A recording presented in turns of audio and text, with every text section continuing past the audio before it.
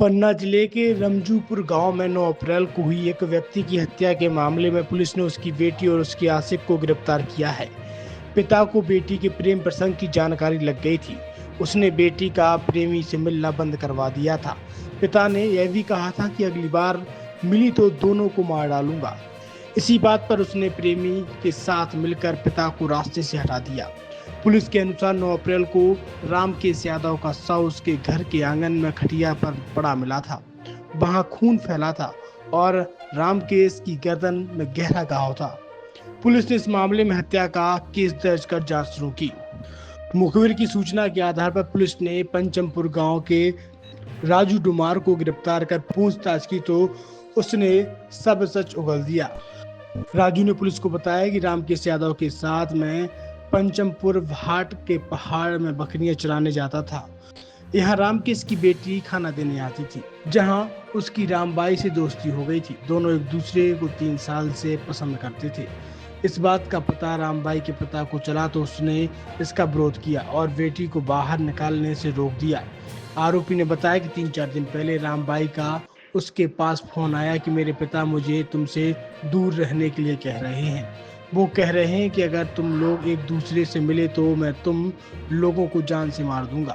इस बात पर राजू ने रामबाई से पूछा कि क्या करना है, तो रामबाई ने कहा कि अगर हमने पिता रामकेश को नहीं मारा तो वह हमें मिलने नहीं देंगे। उसी दिन रामबाई ने उससे कहा कि मेरे पास नींद की गोली रखी है जो मैं अपने पापा को खिला दूंगी, फिर तुम रात में आना तो उन्हें सोते समय मार देना। मंगलवार की रात 10 बजे रामबाई का फोन आया कि आ जाओ। मैंने चाय में एक साथ नींद की गोली मिलाकर अपने पिता को खिला दी। वो सो गए हैं। मैं उसी रात को घर गया। रामबाई बोली, मैं महुआ बीनने जा रही हूँ, तुम पिता रामकेश को मार देना। इसके बाद प्रेमी ने सोते समय रामकेश की गर्दन पर कुल्हाड़ी से प्रहार करके उसको जान से मार दिया। पुलिस टीम ने राजू डुमार के कब्जे से घटना में प्रयुक्त कुल्हाड़ी जब्त कर मृतक की बेटी सहित दोनों आरोपियों को गिरफ्तार कर न्यायालय में पेश किया है।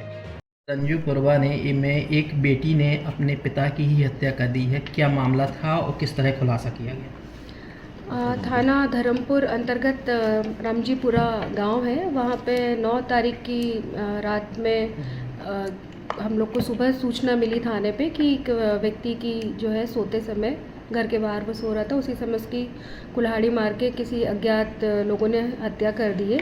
मौके पर हमारे थाना प्रभारी अपनी टीम के साथ पहुँचे और वहाँ पे एफएसएल की टीम और डॉग स्क्वाड के साथ निरीक्षण किया गया। साइबर टीम की मदद इस पूरी इन्वेस्टिगेशन में ली गई और 24 घंटे के अंदर इस हत्या में जो है आरोपियों का नाम का खुलासा किया गया और उन्हें अरेस्ट किया गया।